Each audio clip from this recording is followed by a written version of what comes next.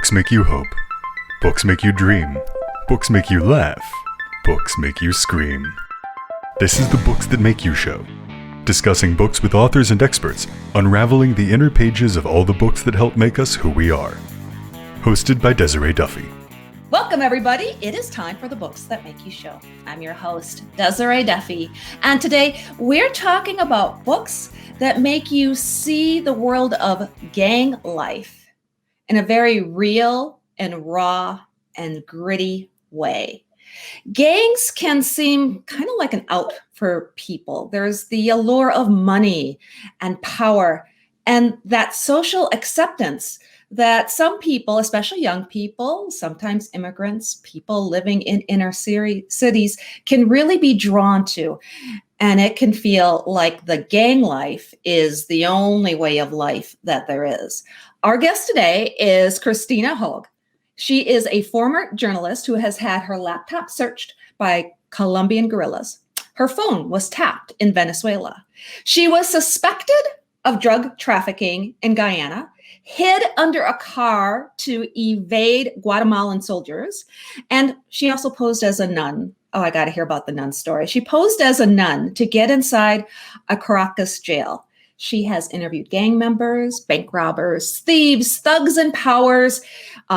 She's gone into prisons, shantytowns, slums, not to mention she's also interviewed billionaires and former presidents, some of who might fall into that previous category.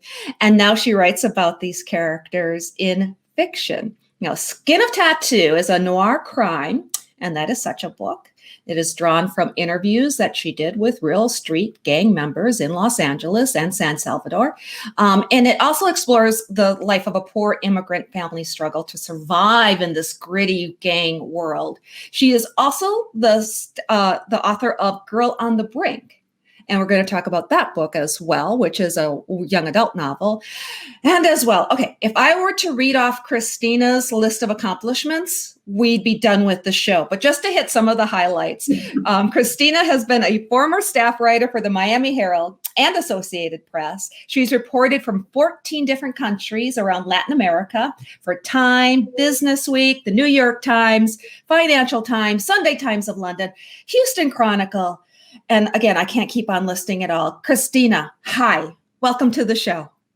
Hi, Desiree. Thanks for having me here today. I have a feeling we could probably do 10 interviews with you, and we wouldn't even scratch the surface of everything that you can talk about. I know. I've got a lot of good stories. It makes for good stories. Yeah, I think I want to hear the nun story, but let's hold off on that little juicy morsel. Mm-hmm. Let's start with Gang of Tattoos and talk about how your real life informed the writing of this book. Well, it sort of originated, I was sent on a magazine assignment to San Salvador, capital of El Salvador, to do a story on the deported gang members from Los Angeles who had originally gone to LA as probably mostly refugees, really, from the Civil War in El Salvador in the 1980s. When they got there, went into LA, they found a lot of Mexican gangs, and not to mention African-American gangs. So they formed their own gangs to sort of, they were in these same neighborhoods, and that became their sort of way of life. In the late 90s, the U.S. government started cracking down on immigrants who committed crimes, and a lot of these gang members fell into that category. Either, they had getting their green cards, their permanent residency taken away, and they were shipped back, or their citizenship stripped, or if they were here without documents, deported. So a lot of them landed back in El Salvador, which they had left as very young children, sometimes babies. Sometimes they didn't actually even speak very good Spanish, not enough Spanish to read a newspaper or, conduct a bank transaction, those kind of formal things. So they really felt like fish out of water. And so what did they do? They formed their gang in El Salvador. And that really is the root of the whole gang problem that is driving a lot of the immigration out of the Northern Triangle of Central America today in Guatemala, Honduras, and El Salvador. So so I went to El Salvador to do a story on them, and I found them, and they were very happy to speak English and tell their stories. And they were just desperate to come back to the United States, but they couldn't because they had been just deported. And the U.S., when you're deported, you do not get to come back. So their stories sort of stayed with me. And later, some years later, I found myself in Los Angeles working for the Associated Press, and gangs were part of my beat, covering urban affairs. So I sort of, again, got involved with a lot of gang prevention, intervention issues, and I ended up teaming up with a guy and wrote a book on gang intervention. So I went back to my original sort of story back in El Salvador and started writing Skin of Tattoos, What Became Skin of Tattoos, the novel. So it was all based on interviews I did there and on this side of the border. Yeah. I mean, I'm just in awe because you did things, you were talking to people, you were in places that seem very terrifying. I mean, let me just ask you straight out. Were you ever scared? Did you ever wonder, why the heck did they give me gangs as a beat? Is that something that you chose, or was it put upon you? Or, how do you get there, and how do you feel about that? No, they gave it to me, and that was fine with me. I've only been, really scared maybe once or twice on assignments, but I just don't. I have, I guess, a very high threshold of fear. I don't feel a lot of fear. I just do the job, and I don't think I'm a threatening person when I go into these areas. You have to go in with respecting them. Sometimes you have to have an escort. That is true. Someone from the area who kind of takes you in. That always is a wise idea. But I don't think I was, a threat to people. And once they started talking to me, I found them very, they wanted to tell their story, as particularly to someone from the media, from someone from the press. They liked the attention because these are people who are sort of marginalized, who don't get a lot of attention. I never really had a problem.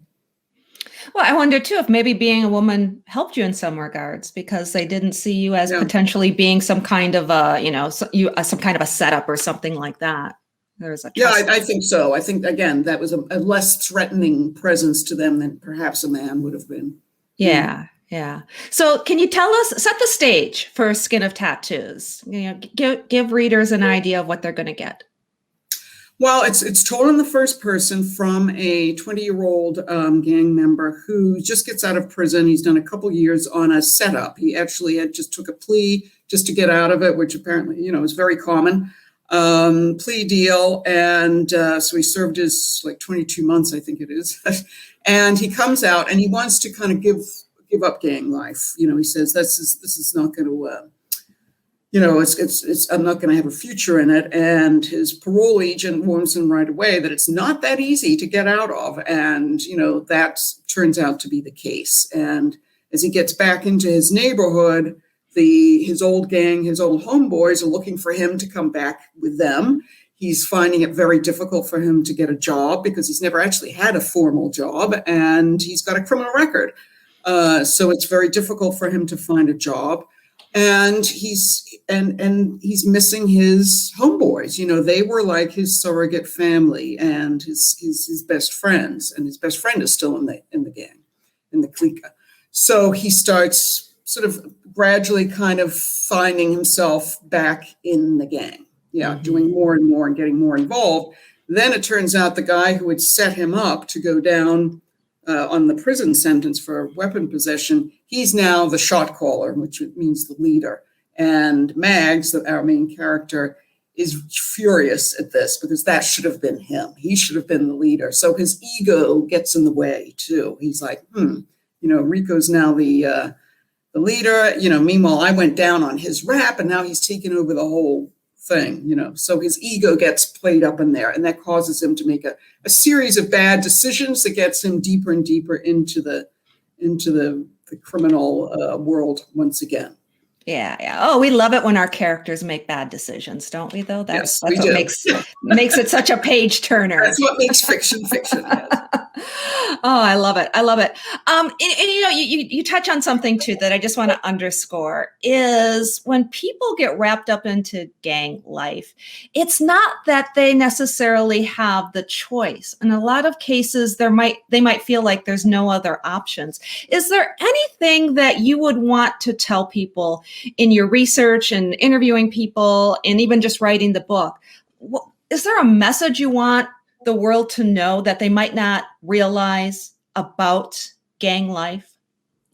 Well, people in these very inner city neighborhoods, they don't have a lot of options. And simply because it's not a lack of exposure to options. The schools, which I've covered many of the schools in these areas as well, they're really not very good. I mean, it's amazing how poor those schools are, and they don't teach the kids a lot. They just don't. They get just the whole thing, less resources. Quality of teachers and teaching is just always, lacking. So they don't have a lot of options, and, they just see that as a way of making money. Everyone around them is making minimum wage or, scrabbling to get by and just put food on the table. And gangs can seem like a really alluring thing. They get not only money and which buys power, it buys, girls and cars and everything, but they get respect. Mm-hmm. And that's what they really want, because otherwise they feel very kind of, marginalized there. So it's a confluence, and not everyone in these neighborhoods belongs to a gang or joins a gang. That, certain people do. And then it becomes, like many things in life, easier to get into than get out of. Yeah, exactly. Now, you've obviously had some harrowing experiences yourself. Do you want to talk about any of those, and especially the one about you dressing up as a nun? I'd love to hear more about that.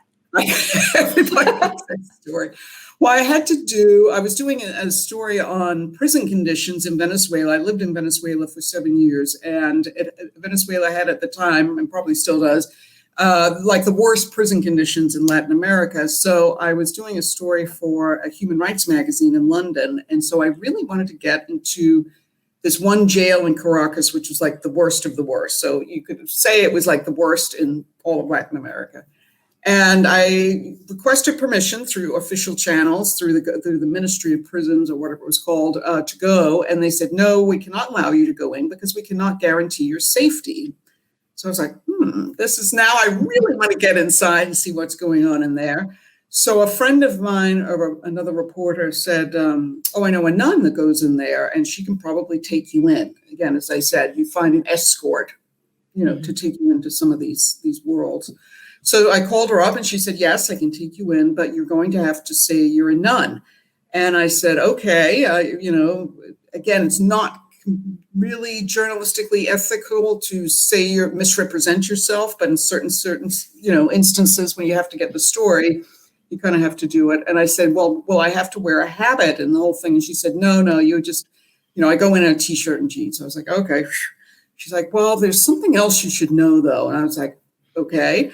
And she said, all the women going into the jail have to undergo a body cavity search. I was like, oh, And I thought to myself, God, do I really want to do this? How far am I going to go for this story? How far do you go for the story, right? And I was like, well, if the nun does it, she's a nun, I guess I can do it. So, we went lined up that Saturday morning, big long line of women going into this one guard shack sort of thing and men off to another area.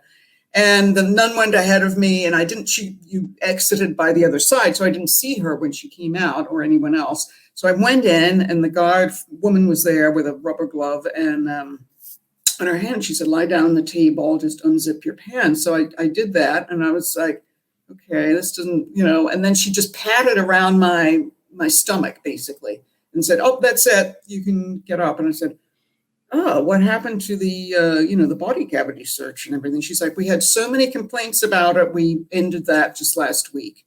And I was like, oh, you got lucky. I took a chance and it worked out, weirdly enough. I was like, God, my guardian angel is smiling on me today. So I walked into the prison, and again, I had to sort of pretend I was this nun. And, it was just filthy. The conditions were terrible.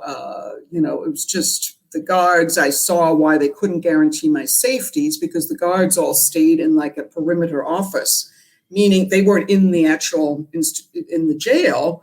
They were, the inmates ran the jail. And, they had weapons coming in, they had prostitutes coming in, drugs. There was these gang wars and everything. And it was just horrendous. It was just a horrible place. The whole place stunk of sewage, raw sewage. That was another thing. It just smelled. And then finally, at the end of the visit, it had gone on for some hours. I went upstairs, and there were all these buckets of water in the cells. And I was asking, what are these water? Why do you have all these buckets of water? Oh, they only had one faucet for the whole floor, and that was what they had for bathing, drinking, what have you. So then this one inmate looks at me and he's like, Senora, he's like, you're asking a lot of questions. You wouldn't be a reporter, would you? And I was like, we had your number. He found me out, and I was just like, no, I'm just here, just trying to get a handle on conditions. And that's why I just want to, take this back. I'm just curious, take this back to the United States. And so after that, I said to the nun, the real nun, I said, let's get out of here, Enough. So it was a harrowing day. It really was. Right. Well, again, you are fearless. I don't care what anybody says. You can put fearless on your resume too, because there's not a lot of people who would do that, who would go that far.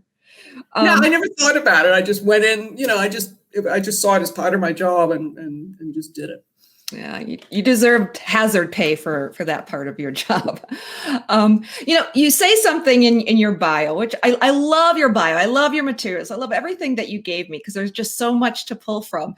And you kind of make the joke in there, like I said earlier, about the politicians and some of the past presidents you've interviewed not being too much different than some of the criminals and thugs that you've interviewed.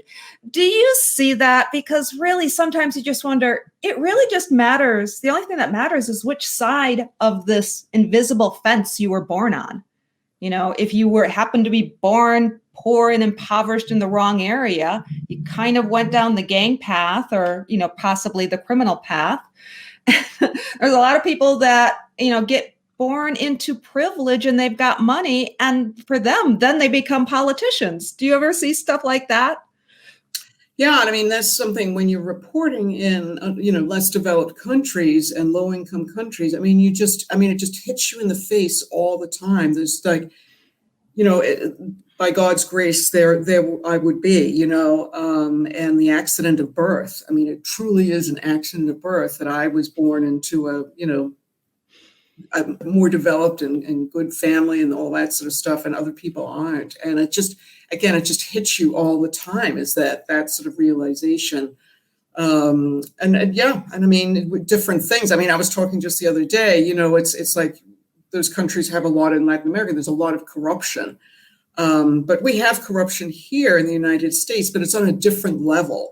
We don't see it. It's not as open, and it's on a different, higher plane, on, more perhaps on the elite plane, where where people do have a lot of power. There's been a lot of scandals in the Los Angeles City Council, for example, on kickbacks from contracts and things like that. In Latin America, it can be police, stop you for a speeding ticket, and they say, hey, you say, hey, is there anything we can do about this? And he says, well, you hand over some money, he rips up the ticket, and, it's done. So it's on a different plane, maybe not so open here, but it still exists. It's I think, just part of human nature. It's greed, it's just Yeah. It definitely has a shiny, pretty veneer. It's hidden. It's not as obvious. Sometimes when that curtain gets pulled back, you're just like, wow. I didn't realize. It's almost like, somebody just lifted up the world to you, and you're seeing it in a whole new way, and it can be really striking. And one of the things that I like about your writing too is when you're creating your characters, like characters you're talking about earlier, you're not doing it with any of that judgment. There's an understanding of their situation. It's just that they happen to be in these situations. Can you talk a little bit about your character development and how you went about doing that? Well, Anne Patchett, the writer, said, an interesting thing. She's like, fiction, good fiction is about not just using your imagination, but your empathic imagination. You have to really be able to put yourself in the shoes of your characters. And I totally believe that. It's all about having empathy and compassion for your characters, even the bad guys, even the bad guy in Skin of Tattoos. I made him, he came from he was abused childhood, so there was a little sympathy in his, you could have a little bit of sympathy for him because that shaped how he saw the world later. So I that's what I really try and do, even with the bad guys, is they've got to, it doesn't come out of nowhere, it's got to come that their view of the world and the, doing bad stuff, it comes out of somewhere, like Girl on the Brink. The bad guy in that is Kieran, the boyfriend. And again, he came from a very abused childhood, that kind of, he had, his father left him, then his stepfather left him. And, so it sort of gives you a little bit of compassion for him, but not, a huge amount as the protagonist. So that's what I try and do. It's try and present like a rounded character, because no one's 100% good or 100% bad. Yeah. That is such a wonderful point that you made just there. And you do a marvelous job. I love your writing. And you mentioned Girl on the Brink. So let's dig into that a little bit, because this is a little bit different. This is more young adult fiction. And congratulations on it being released in Spanish. That has to feel like quite an accomplishment. Can you tell us a little bit more about Girl on the Brink? That's a story that came out of my own experience in an abusive relationship. And as part of the healing, process from that, I really wanted to write about it, because that's what I do kind of about everything I write about it. So I ended up writing a YA novel, and I chose YA simply because I felt it important to show teenage girls, particularly, but this also happens to boys, teenagers as they start their dating lives, what the red flags of an abusive relationship look like, because nobody tells you what they are, and then they can be very easily misinterpreted. And that's exactly what happened to me. I wasn't a teenager when this happened, but I completely misinterpreted these red flags. And I look back on it and say, how did I not see that? Well, I didn't know. No one had taught me this. For example, I'll just give you an example. Somebody might call you all the time. Oh, I just want to hear your voice. Oh, I was just thinking about you. I just want to know what you're doing. And they start calling, and really what they're doing is establishing control. They're checking up on you. And, control is one of the motivators of an abuser. It's to gain power and control over their intimate partner. So this, again, you can twist that around and see it as like, oh, I'm so flattered. He's thinking about me all the time, and again, it seems like this Hollywood romance, which is the vision that Hollywood paints, especially for teenagers, of romantic ideals. And it's completely the opposite. So I felt that's why I ended up writing this story. And so it's whenever I speak about it or, appear at some writing group or whatever, I always get women. I still have not got a man coming up to me, but I've always get women coming up to me and say that happened to me. So, it's just incredibly common in experience, but people are ashamed about it, and they're, judged. They feel judged by it. So they don't talk about it. So that was one of the other things that I felt that it was important to talk about. Yeah. Well, and again, you're bringing your authentic experience to it, and that really comes out in the writing and the storytelling.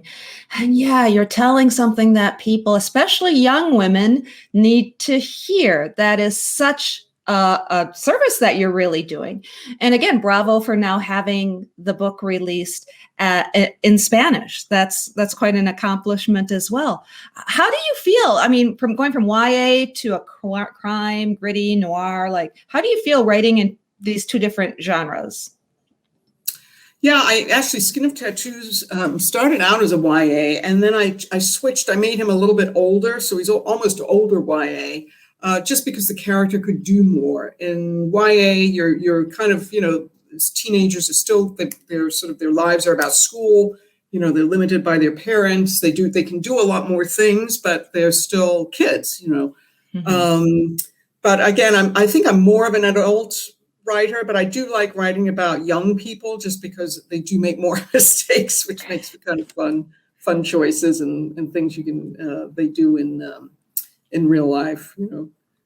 Yeah, exactly. So can you tell us, what are you working on next? Are there any book twos to any of these, or is there something else new that you've got cooking? I do want to write a sequel to Skin of Tattoos, so that's somewhere planned. And then I'm writing a mystery story, which is actually kind of a sequel to Girl on the Brink, but it uses the main character, becomes a secondary character in this current story. And in Girl on the Brink, she's a reporter. She's 17 years old, and she's an intern at a weekly newspaper in her hometown. So this takes place in the same town. Now she's running a podcast, a true crime podcast of a cold case murder. And then that runs concurrently to another young woman who's trying to figure out what happened to her one drunken night. And she thinks she was sexually assaulted, many years ago, and it's kind of stilted her. So she wants to find out what happened to her. So there's that mystery, and then this mystery of going through the podcast, and then they will kind of combine at the end. Ooh, I love it. Okay, one more quick question.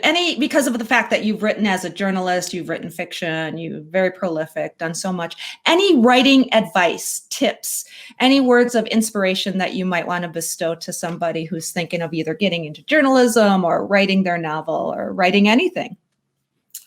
Persevere. It really takes a lot of perseverance to get anywhere. I did, even to start out in journalism, all those years ago for me, I had to kind of persevere and start at the bottom. I started out writing obituaries actually for a newspaper.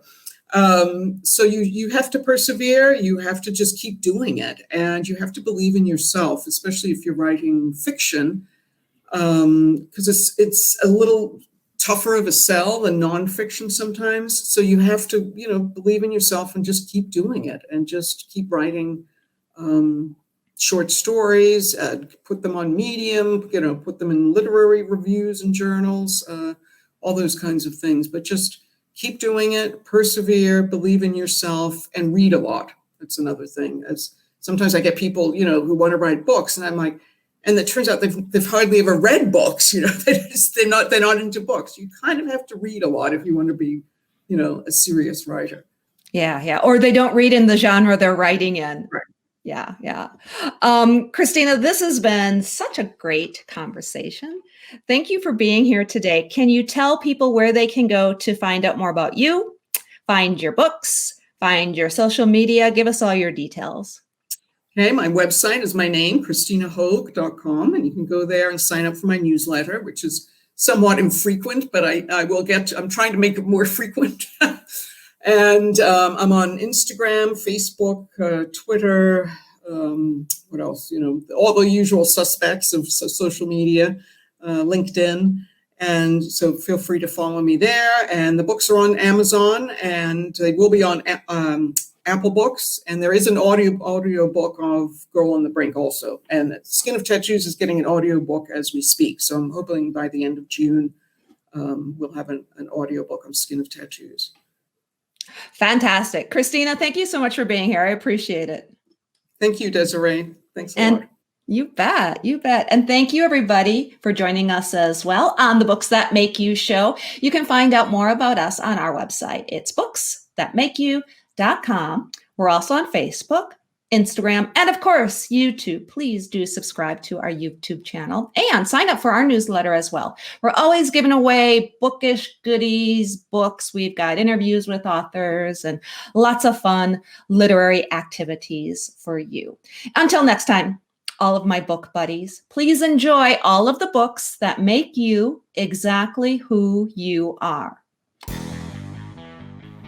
The executive producer for Books That Make You is Desiree Duffy. Produced and sound mastered by Phil Giangrande. Engineering by Dave Nabox. Social media and promotion by Bree Sweeter.